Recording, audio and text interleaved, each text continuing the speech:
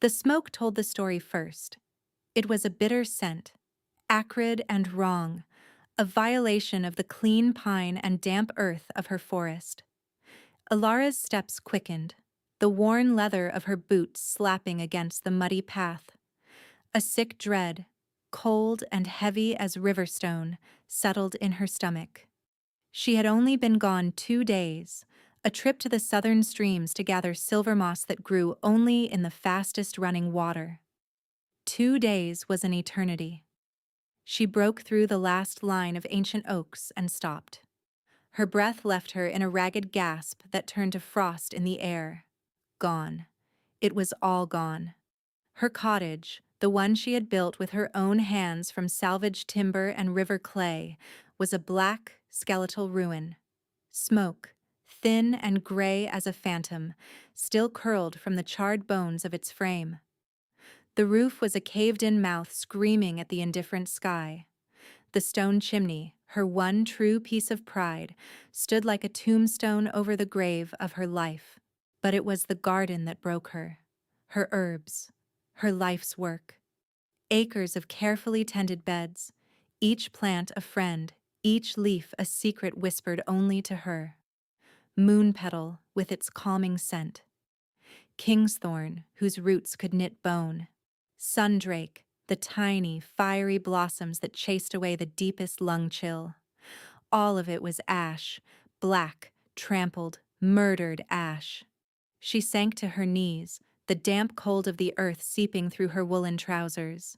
The smell was unbearable.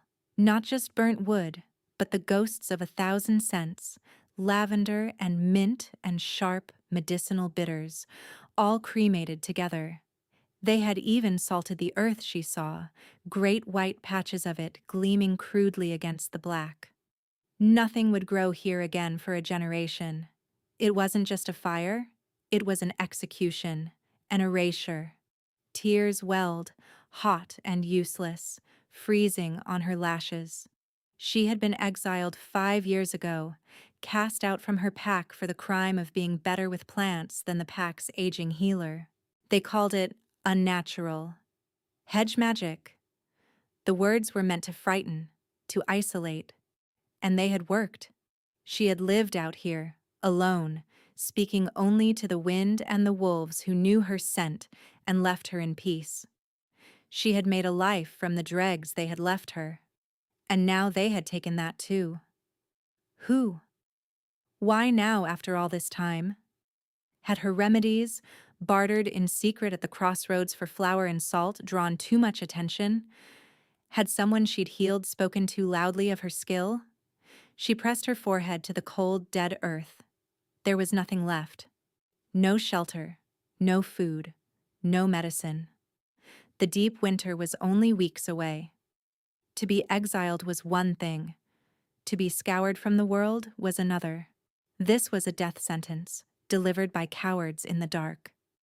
A tremor ran through the ground, a low, rhythmic thudding. It was not the familiar tread of a deer or the heavy lope of a bear. This was iron-shod hooves. Many of them. Alara's head snapped up. Panic, sharp and metallic, flooded her senses. It was them. The ones who had done this. They had come back to make sure the job was finished, to drive her out into the snow to starve, or to put a blade through her heart right here in the ruins. She scrambled backward, trying to make herself small behind the blackened husk of her rain barrel. Her heart hammered against her ribs, a frantic drum against the sudden ringing silence. The hoofbeats stopped. Through the skeletal remains of her fence, she saw them. They were massive, cloaked figures on war horses that steamed in the frigid air. Royal guards. Their silver wolf-head sigils gleamed dully on their dark cloaks. Her blood ran cold. This was worse than pack enforcers. This was the law. The king's law. The very law that had cast her out. One man dismounted. He moved with a liquid grace that belied his size, his black furs shifting around a frame that was all broad shoulders and coiled power. He didn't walk. He stalked. The very air seemed to thin around him, growing colder, sharper. He stopped at the edge of the devastation, his gaze sweeping over the ruin. Even from a distance, she could feel the crushing weight of his presence. It was like a mountain had decided to come for a walk. He pushed back the hood of his cloak. Alpha King Kalen. Ilara had never seen him in person, only in the crude woodcuttings used for royal decrees.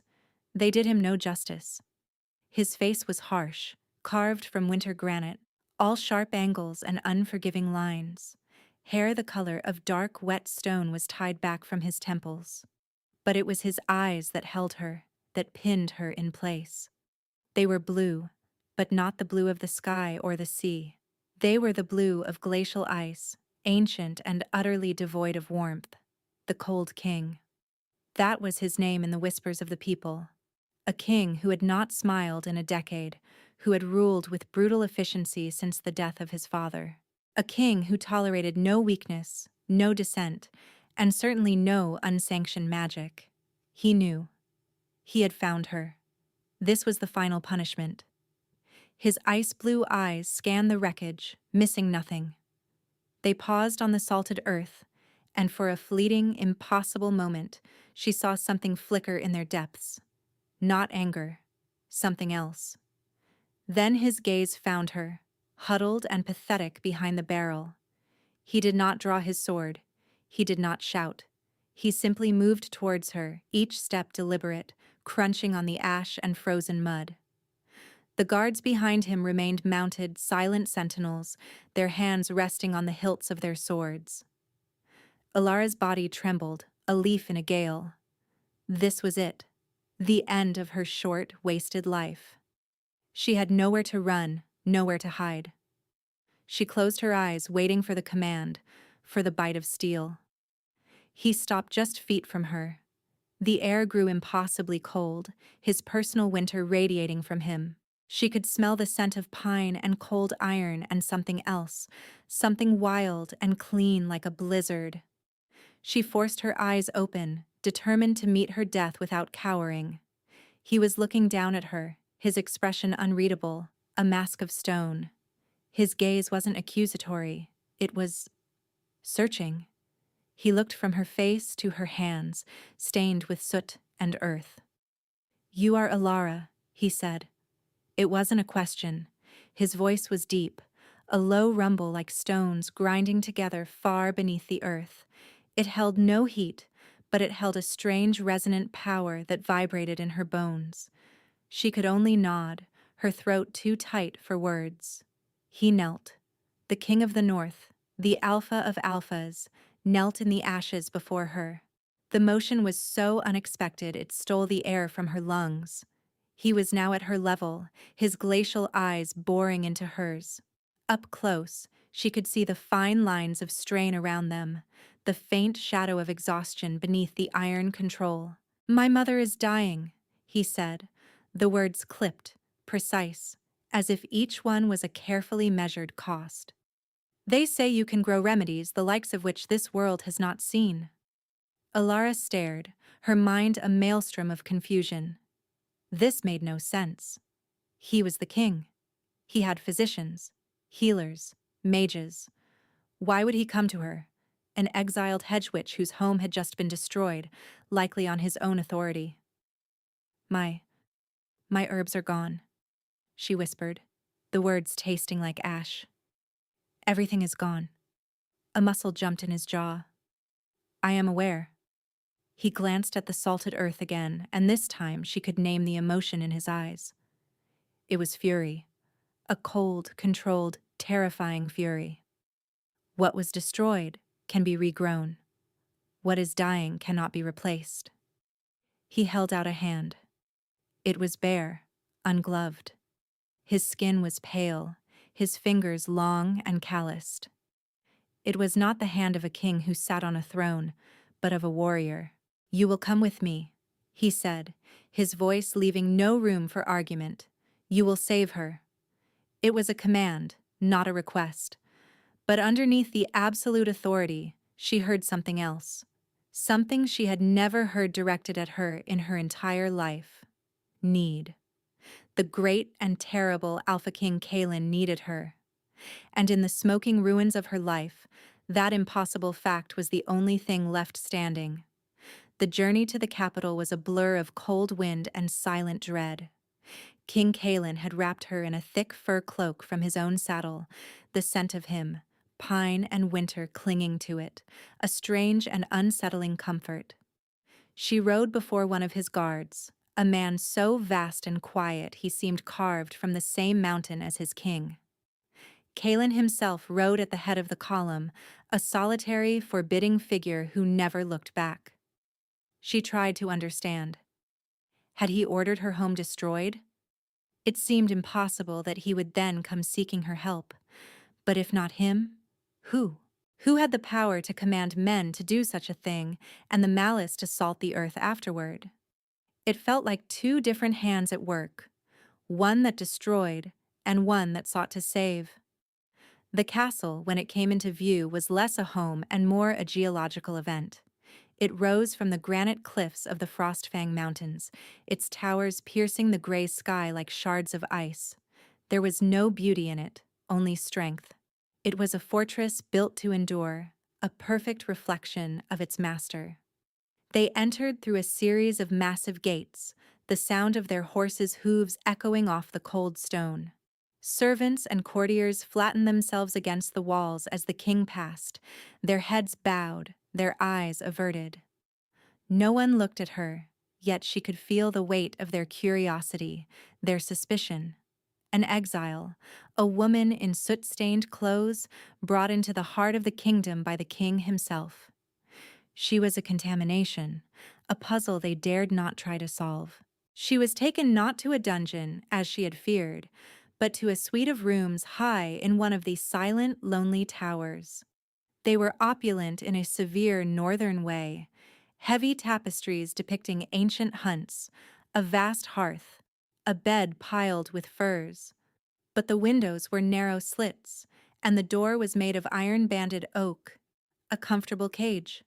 A servant girl, her face pale with fear, brought water and a simple gray dress. She left without a word, her eyes skittering away from Alara's. Alone, Alara washed the soot from her skin. The water was icy cold. As she scrubbed her hands, she thought of her garden. Her fingers, which knew the texture of 100 different leaves, the heft of a dozen different roots, felt clumsy and useless now. How could she heal anyone? Her power, her knowledge, had lived in the soil, in the sun and the rain. It was in the life she had nurtured. Here, surrounded by cold, dead stone, she felt utterly empty. The door opened without a knock. King Kalen filled the doorway, his presence sucking the air from the room. He had shed his heavy traveling furs and wore a simple black tunic that did nothing to hide the sheer power of his build. "You are settled," he stated. "I am," she replied, her voice small in the cavernous room. He walked to the hearth, his boots silent on the stone flags. He did not look at her, but at the empty, cold fireplace. "My mother suffers from the creeping frost. It began in her extremities. Now, it moves toward her heart. My physicians are useless. Their tonics and prayers do nothing. The frost spreads." His voice was a low monotone, a recitation of facts. But Alara could hear the thread of desperation running through it. This wasn't just a sick queen. It was his mother. "I have never heard of such an illness," she said honestly. "Nor has anyone," he clipped. "It is unnatural." The word hung in the air between them. Unnatural. The same word they had used for her. "I will need a place to work," she said, finding a sliver of her old resolve. "A greenhouse or a sunroom. And soil from the old forests. Not from these mountains. And seeds. I will give you a list." He finally turned to look at her. His icy gaze swept over her, taking in the clean, plain dress, her damp hair, the defiant set of her jaw. "There is a glass garden on the eastern face of the palace. It has been dormant for a generation. It is yours.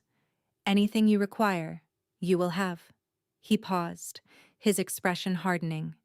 "This is our arrangement. You will speak to no one but me or the queen's attendants. You will not leave these chambers or the glass garden. You will devote every moment to this task. Succeed, and you will have a full pardon, gold land, anything you desire. Fail." He didn't need to finish the sentence. It hung in the air, cold and sharp as an icicle. "I understand," she said. "Good." He turned to leave, his duty done. "Your Majesty," she called out, the words leaving her before she could stop them.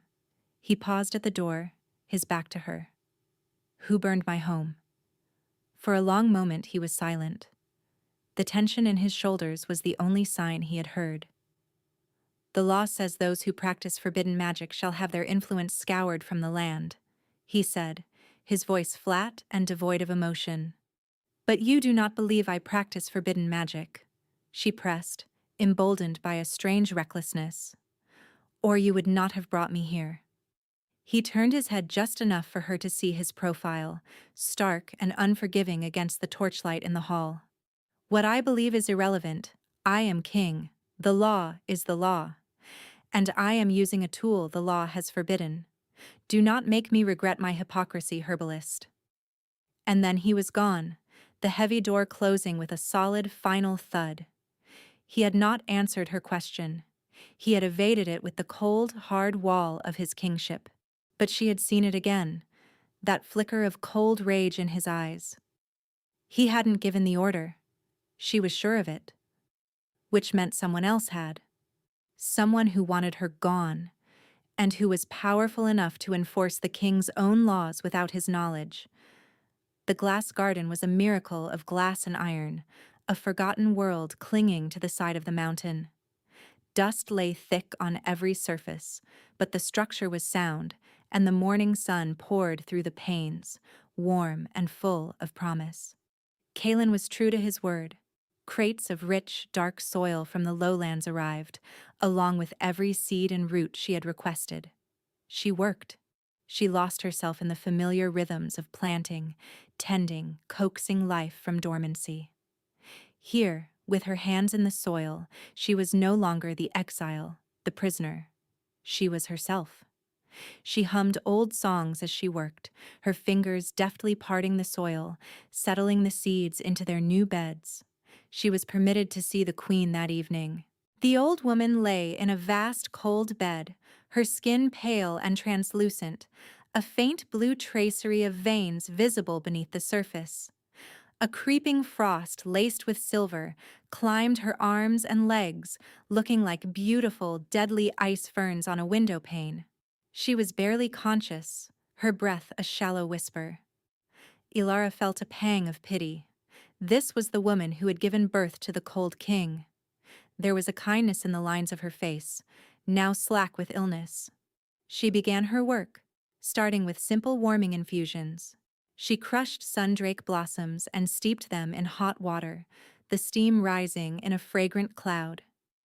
She held the cup to the queen's lips, helping her sip the fiery liquid. It was a start. A small battle against a vast encroaching winter. Every night, Kalen came. At first, his visits were short, formal. He would stand in the doorway of the queen's chambers, a dark, intimidating presence, and ask for a report. She would give it to him in quiet, clinical terms. "The fever is stable.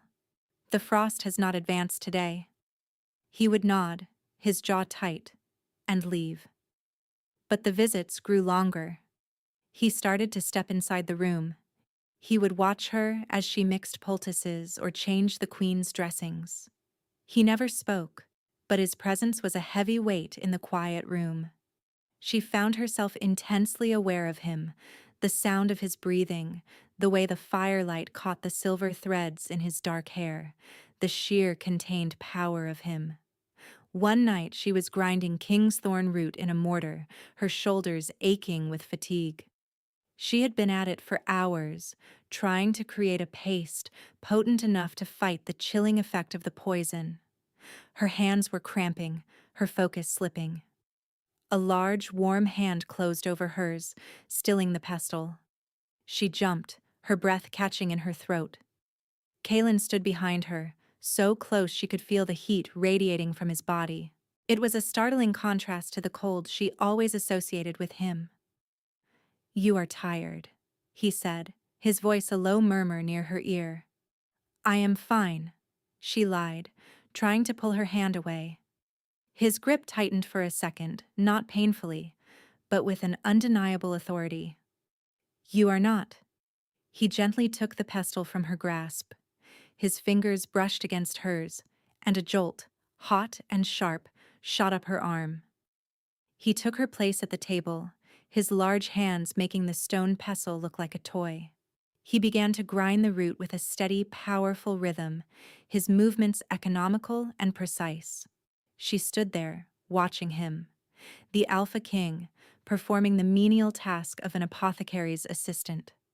The sight was so incongruous, so deeply strange that she could not think of a single word to say. The boundary he had so fiercely established, the wall between king and subject, between master and tool, was dissolving before her eyes. He didn't look at her. He kept his eyes on his work, his expression as impassive as ever. But his presence was no longer just a weight. It was a connection, a silent admission that they were in this together. From then on, something shifted. He would bring her meals himself, ensuring she ate. He would stand guard by the fire while she slept for an hour in a chair by the queen's bedside. They spoke little, but the silence was different now. It was filled with a growing awareness, a fragile, unspoken understanding. She began to see past the mask. She saw the exhaustion he tried to hide, the deep lines of worry etched around his mouth when he thought she wasn't looking. She saw the flicker of warmth in his eyes when the queen would stir and whisper his name. This was not a cold king. This was a lonely, terrified son, buckling under the weight of a crown and a grief he could not show the world. And he, in turn, began to see her.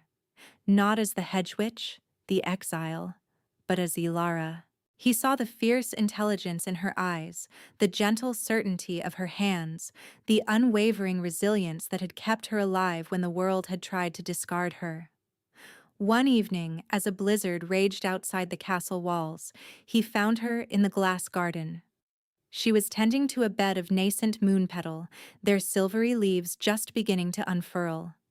The air was warm and humid, scented with damp earth.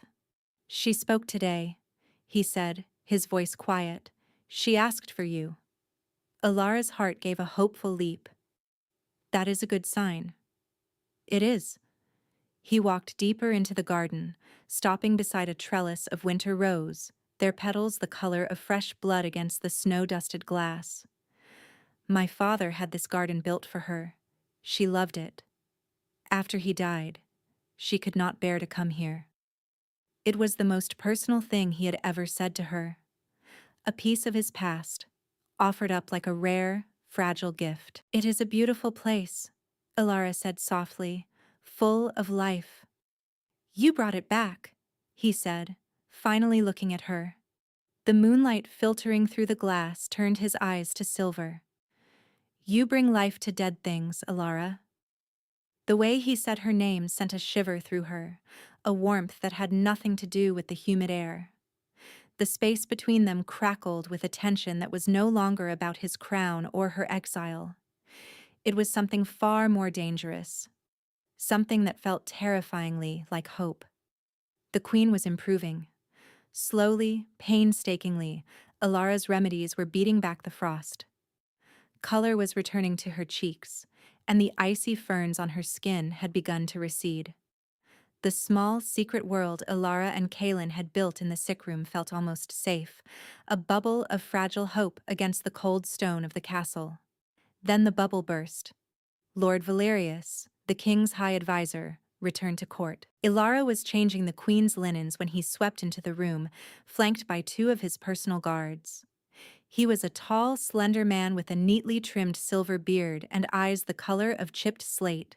His robes were immaculate, his posture ramrod straight. He radiated an aura of smug, unshakable authority. Alara's blood turned to ice water. It was him. The man who had presided over her trial 5 years ago. The man whose smooth, cutting voice had pronounced her sentence of exile. His slate-gray eyes widened fractionally as they fell on her, a flicker of genuine shock, quickly masked by cold fury. "What is the meaning of this?" he demanded, his voice slicing through the quiet room. His question was aimed at the Queen's attendant, but his eyes were locked on Alara, burning with a venomous hatred she remembered all too well. "The King's orders, my lord," the attendant stammered, bowing low. "The herbalist tends to the Queen." "The herbalist?" Valerius spat the word like a curse. "This is the hedge witch, the exile, the criminal. Her presence here is a contamination. She defiles the royal chambers." The Queen, who had been dozing, stirred at the sound of his sharp voice. "Valerius," she murmured, her voice weak but clear. "Be calm. The girl, she is helping me." Valerius's expression tightened. He gave a stiff, courtly bow. "Your Majesty, your illness has clearly clouded your judgment. This creature was cast out for practicing dark arts. It is she who is poisoning you, whispering spells into your ear while you sleep." "That is enough, Valerius." Kaelin's voice came from the doorway, low and dangerous as the growl of a wolf. He strode into the room, placing himself between Valerius and Alara. He was taller than his advisor, broader, a physical manifestation of pure power next to Valerius's reedy political strength. "Your Majesty," Valerius said, his tone shifting to one of feigned concern. "I return to find our capital in the grip of a blizzard and our castle in the grip of a witch. You must see the danger. The council is in an uproar. Allowing an exile to tend to the Queen Mother, it is a sign of weakness. Your enemies will use this." "I am the king," Kaelin said, his voice dropping to a deadly quiet. "My mother's health is my concern, not the council's, and I will use any tool I deem necessary to ensure it." "A tool that was forbidden by your own father's law?" Valerius challenged, his voice dripping with insinuation. "A tool that should have been scoured from the land?" The words hit Alara with the force of a physical blow. Scoured from the land. The exact phrase Kaelin had used. She looked from Valerius's smug, triumphant face to Kaelin's stony mask. It was Valerius. He had ordered her home destroyed. He had salted the earth. He had done it to ensure she could never be found, never be brought here. He had done it to make sure the Queen died. And why? Because the Queen's death would destabilize Kaelin's rule. It would weaken him, make him vulnerable. Valerius wasn't just a political rival. He was a traitor. "Her presence here is an abomination," Valerius pressed, sensing a crack in Kaelin's composure. "I demand she be arrested and tried again, properly this time, for treason, for the attempted murder of the Queen by witchcraft." Kaelin's hands clenched into fists at his sides. He was trapped. Valerius was wielding the law like a weapon, turning the king's own authority against him. To defend her openly would be to admit weakness, to give credence to the rumors of his being bewitched. To acquiesce would be to condemn her. "Ilara is under my personal protection," Kaelin said, his voice hard as iron. "She will remain here, and she will continue her work." "You are dismissed, my lord." Valerius's eyes narrowed into slits. He bowed, a sharp, mocking gesture. "As you wish, Your Majesty." He shot one last look at Alara, a look that promised retribution. Then he swept from the room, his guards trailing in his wake. The threat was no longer a vague shadow from her past. It was here, inside the walls, wearing the face of the king's most trusted advisor.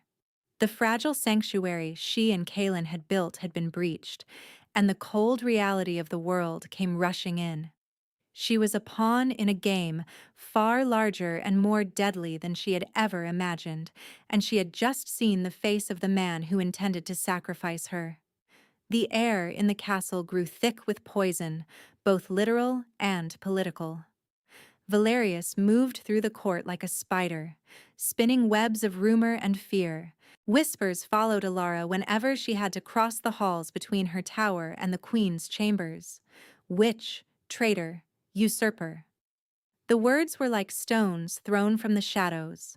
Kaelin had placed 2 of his personal guards outside her door, but they were a flimsy shield against the hatred Valerius was cultivating. The progress with the queen stalled. The frost, which had been in retreat, held its ground. Some days, Alara could almost feel the dark magic in the room fighting against her, a cold, tenacious presence that clung to the shadows. It was a battle of wills, and she was pouring all of her energy, all of her knowledge, into a fight she was barely winning. Kaelin grew more withdrawn, the strain showing in the grim set of his jaw. He was fighting his own war, a political battle against Valerius and the council members the advisor had swayed to his side. Their nightly visits became fraught with a new tension. The unspoken thing between them was still there, but it was overshadowed by the very real threat of their world collapsing. "He is proposing a new decree," Kaelin told her one night, his voice rough with fatigue. He stood staring out the narrow window of her room, watching the endless snow fall. "To make the use of any unsanctioned herbalism a capital offense, punishable by fire." Alara felt a chill that had nothing to do with the winter outside. "He wrote it for me." "He wrote it for me," Kaelin corrected, turning to face her. "To force my hand, to make me choose between you and the appearance of lawful rule." "You should send me away," she whispered, the words tasting like ash. "Before he destroys you for helping me." His eyes flashed with a cold fire. He crossed the room in 2 long strides, stopping directly in front of her. He was so close she had to crane her neck to look up at him. "Do you think I would let him win?" he growled. "Do you think I would let that viper dictate the fate of my kingdom, or my—" He cut himself off, his jaw working. "I brought you here. You are my responsibility." His responsibility.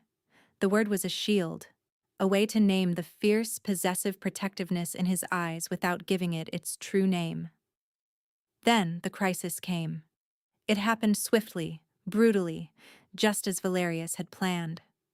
Ilara was in the glass garden gathering fresh king's thorn when a frantic attendant found her.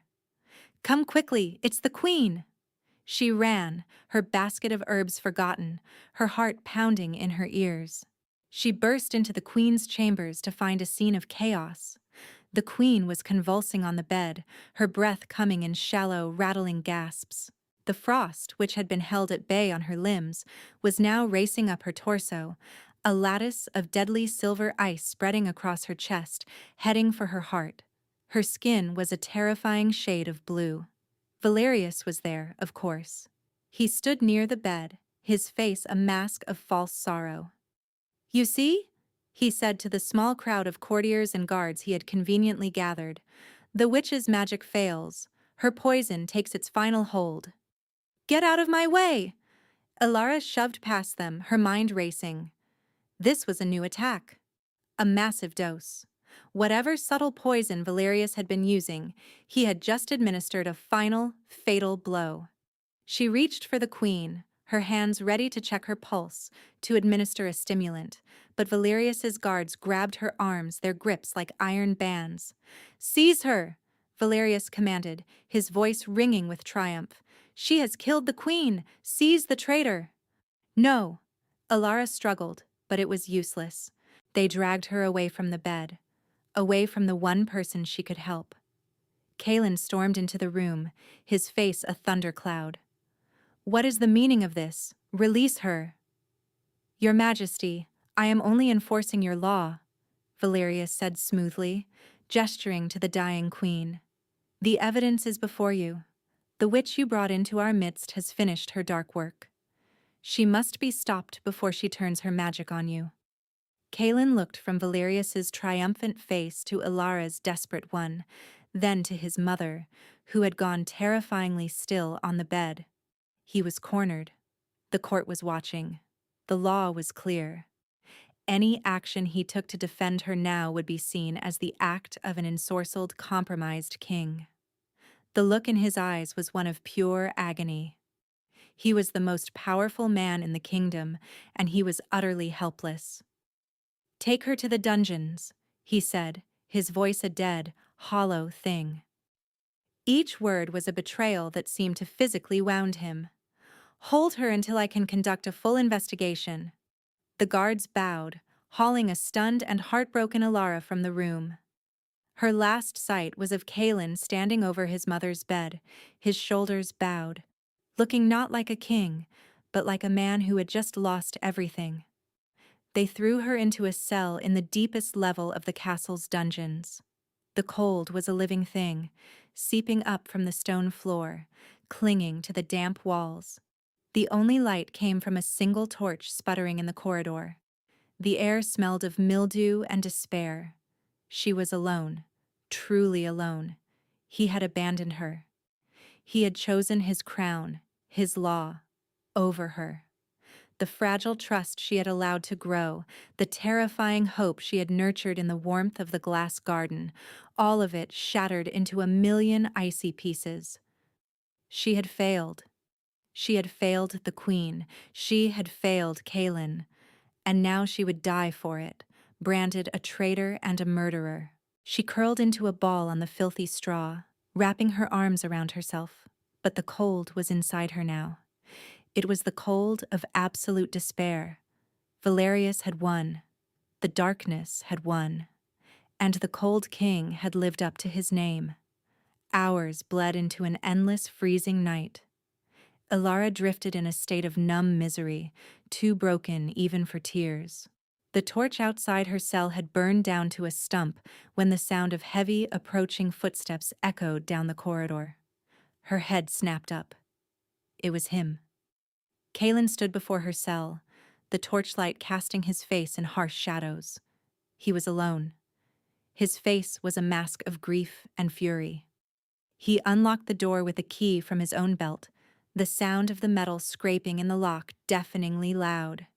He stepped inside, pulling the heavy door shut behind him.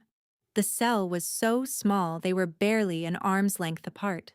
"She is almost gone," he said, his voice raw, stripped of all its royal authority. "The physicians say it will not be long." Alara stared at him, her heart a dead weight in her chest. "Then you have come to watch me hang." The words hit him like a slap. "No." The word was choked, agonized. "I came to ask you to save her." A bitter, hysterical laugh almost escaped her. "Save her? From a dungeon? Your guards dragged me away from her. You threw me in here to rot. You believed him." "I never believed him," he bit out, his control finally snapping. He grabbed the bars of the cell door, his knuckles white. "I believe you, Alara. But he trapped me. He used my own laws, my own counsel, against me. I had to put you here to buy time, to stop him from having you executed on the spot." He took a deep, shuddering breath, the sound raw in the small space. "I do not care about the council. I do not care about the law. I care about my mother. And I care about you. And I am losing you both." He looked at her, his glacial eyes no longer cold, but burning with a desperate, terrible fire. It was the look of a man on the edge of a precipice, ready to let the whole world burn. "I am bringing you to her. Now. It is a last, desperate gamble. Valerius and the council will be there. They will call it proof of my madness." He reached out, his hand hovering just inches from her face. "Save her, Ilara, and you save us all. If you cannot, then we are all lost anyway." He was offering her a choice, a chance. Not as a king to a subject, but as a man begging the one person he trusted for a miracle. In his eyes, she saw the truth. He had not abandoned her. He had been fighting for her, for them, in the only way he knew how. And now he was ready to sacrifice his crown and his kingdom on one final, impossible roll of the dice. Slowly, she got to her feet. The despair that had frozen her heart began to thaw, replaced by a fierce, burning resolve. "Take me to her," she said. The queen's chamber was a tableau of grim finality. The queen dowager lay perfectly still, her skin the color of alabaster, the silver frost now covering her entire chest, intricate and deadly as it crept toward her throat. The air in the room was frigid, the magical cold emanating from her body palpable. Valerius stood by the hearth, a smug reptilian stillness about him. Members of the royal council were arranged like statues, their faces a mixture of fear and grim satisfaction. They were here to witness the end of the queen and of their king's credibility. When Kaelin entered with Alara at his side, a collective gasp went through the room. Her dungeon rags, her disheveled hair, her defiant expression, it was a declaration of war against them all. "Majesty, what is the meaning of this?" Valerius's voice was sharp with outrage. "Have you gone completely mad? You bring the murderess to the scene of her crime?" Kaelin ignored him. His entire focus was on Alara. He led her to the bedside, his hand a warm, firm pressure on the small of her back, a silent shield against the hostile stares. "Do what you must," he murmured, his voice for her alone. Alara knelt by the bed. She took the queen's hand. It was as cold as marble. Her pulse was a faint, thread-like flutter, a moth beating its wings against a closing fist. She knew with a terrible certainty that her herbs would not be enough. The poison was too strong, the magic too deep. It had entwined itself with the queen's very life force. To fight it with plants would be like trying to stop a flood with a handful of reeds. She closed her eyes, her mind racing. She thought of her garden, of the life she coaxed from the soil. She had always thought her gift was in her hands, in her knowledge of the earth. But what if it wasn't? What if the power wasn't in the herbs, but in her? The life that flowed through her, that made the seeds sprout, that made the roots grow strong. She looked up and met Kaelin's eyes. His mask was gone. His face was stripped bare, revealing a raw, desperate agony that mirrored her own. In that moment, she saw his soul, and she knew she would do anything, sacrifice anything, to save him from this pain. She made a choice. She let go of the queen's hand. She dismissed the satchel of emergency remedies she'd been allowed to bring. She placed both of her palms flat against the queen's chest, directly over the creeping silver frost. "What is she doing?" a councilman whispered, horrified. "Some final blasphemous rite," Valerius sneered. Alara ignored them.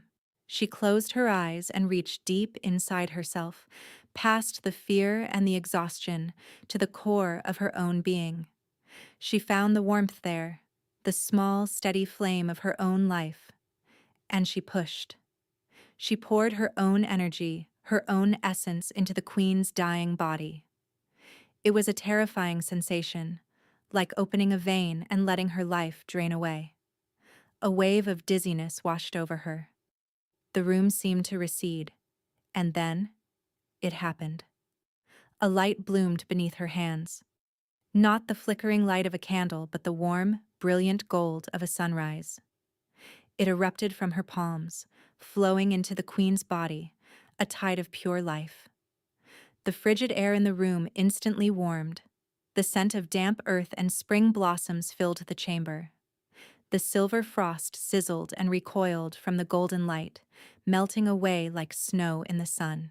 The black, poisoned veins beneath the queen's skin flared and then vanished, burned away by the cleansing warmth. "Witchcraft!" Valerius shrieked, stumbling backward, his face a mask of terror and disbelief. "I told you, dark witchcraft!" But no one was listening to him. They stared, mesmerized as the golden light pulsed from Alara, a living, breathing thing. It was not dark. It was the opposite of dark. It was life itself, raw and untamed. This was not hedge magic. This was a power none of them had ever witnessed. The light flared one last time, a brilliant, silent explosion that forced everyone to shield their eyes. As it receded, a collective sigh seemed to pass through the room. The unnatural cold was gone, and in its place, a single deep breath. The Queen Dowager took a shuddering, clean breath. Color flooded her cheeks. Her eyes, which had been closed in a death-like trance, fluttered open. But the light's final act was the most damning. As it faded from the Queen, faint, shimmering tendrils of gold remained, tracing the path of the purged poison. And they all led back to one source. They clung to Lord Valerius like ghostly threads, a visible mark of his treason. The power drained from Alara as swiftly as it had come. The world swam back into focus, gray and blurry. The strength left her limbs, and she crumpled forward, her body spent.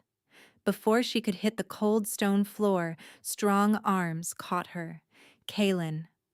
He swept her up into his embrace, holding her against his chest as if she were the most precious thing in the world.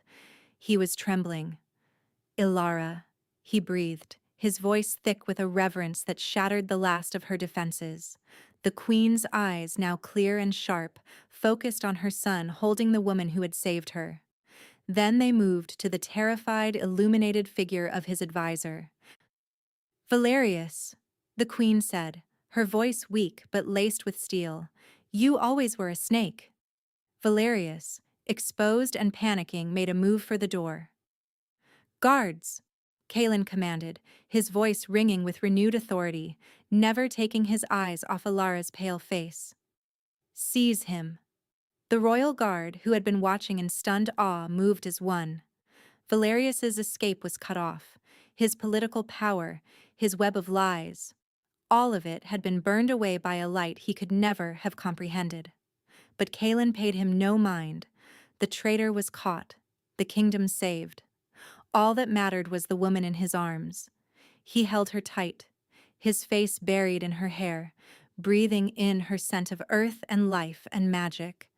He turned and carried her from the room, away from the gasping courtiers and the captured traitor. He did not take her to her tower. He did not take her to a healer. He carried her through the castle, his long strides eating up the corridors, until he reached the great carved doors of the royal chambers. His chambers. He kicked the door open and carried her inside, laying her gently on his own vast bed upon the black wolf pelt coverlet. The room was like him, large, severe, and utterly masculine. A fire roared in the hearth, casting flickering shadows on the stone walls. He didn't call for servants. He tended to her himself, his large warrior's hands surprisingly gentle as he brushed the hair back from her face and drew a heavy fur blanket over her. He sat on the edge of the bed, watching her, his icy eyes now molten with an emotion so powerful it seemed to physically hurt him. I knew he was a viper, Kaelin said, his voice a low, ragged confession in the quiet room. I knew he coveted power, but I never imagined the depth of his treason, that he would poison my own mother to weaken my throne. He reached out and took her hand, his thumb stroking over her knuckles. His touch was warm, real. When I saw you in the ashes of your home, something inside me broke. I saw what his ambition, what my laws, had done to you. And I swore I would not let you be erased. Tears welled in Alara's eyes, not of sorrow, but of a profound, overwhelming relief. I thought you had abandoned me, she whispered. Never, he said, his voice fierce. He leaned closer, his forehead resting against hers. I would let this kingdom fall to ruin before I abandoned you. Don't you know that? He pulled back slightly, his burning gaze searching her face. In that dungeon, I was not a king. I was just a man, terrified of losing the one person who makes this cursed life worth living.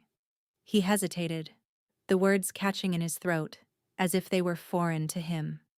I am saying that I love you, Alara, and for a man of my bloodline, that is a death sentence of its own. But it is a death I would choose 1,000 times over. The declaration hung in the air, more powerful than any magic, more binding than any law. It was the truth, raw and absolute. It landed in the broken, empty places inside her and made them whole. The self-doubt that had shadowed her entire life, the belief that she was worthless, an exile, a weed to be scoured from the earth, it all crumbled to dust. She was not worthless. She was powerful. She was necessary. She was loved. She raised a trembling hand to his face, her fingers tracing the harsh line of his jaw. He closed his eyes, leaning into her touch like a starving man offered bread. "Then we shall face that sentence together," she whispered. He opened his eyes, and in their depths, she saw her future. She saw a home. She saw a life grown from the ashes. She saw a love that was strong enough to command kings and wake the dead. And she knew, with a certainty that resonated in her very soul, that she was finally where she belonged. 3 months later, the world was reborn. The snows had retreated, and a tentative spring was breathing life back into the northern lands. Alara stood on a wide stone balcony overlooking the eastern cliffs of the castle. Below her was not a dormant, forgotten relic, but a sprawling, vibrant expanse of green. The new royal gardens. Her gardens. She had designed it all. From the terraced beds that followed the mountain's contours to the winding stone paths and the central greenhouse, its glass panes gleaming in the morning sun. It was a place of healing, of life, a testament to the power that now resided not in exile, but at the very heart of the kingdom. Lord Valerius had been stripped of his titles and lands, sentenced not to death, but to a life of exile in the barren, frozen wastelands of the far north, a fitting irony for a man who had tried to impose a permanent winter on the royal house. The council, humbled and terrified by the display of her power, were now fiercely loyal, their whispers of witch replaced with murmurs of blessed. A pair of strong arms wrapped around her from behind, pulling her back against a hard, warm chest. She smiled, leaning her head back against Kaelin's shoulder. He was no longer the cold king. The ice in him had been thawed, not just by her magic, but by the simple daily warmth of love. With her, he was just Kaelin, and the smiles that had been absent for a decade now came easily to his lips. "My mother is asking for you," he murmured into her hair, his voice a low, contented rumble. "She claims your moon-petal tea is the only thing that settles her nerves after a council meeting." Ilara laughed softly. The Queen Dowager was her staunchest ally and dearest friend in the castle. They spent hours together in the gardens, the old queen's wisdom a perfect complement to Ilara's vibrant life force. "She is just trying to steal you away from me," Kaelin continued, his arms tightening around her. "She is not the only one who needs you." Ilara turned in his embrace, her hands coming to rest on his chest. He wore a simple leather tunic, having long since abandoned the severe black armor he once favored as his daily attire. The lines of strain on his face had softened, replaced by a quiet confidence and a deep, abiding peace. "The kingdom has a queen now," she said softly, looking up into his eyes, which were no longer the color of ice, but of a clear, bright summer sky. "It is my duty to see to the people, even the meddling mothers of kings." He chuckled, a rich, warm sound that she loved. He leaned down and kissed her, a slow, deep kiss full of promise and a shared history of trials overcome. "And the king has a wife," he said against her lips, "whose duty it is to remind him that even kings need to walk in the sun."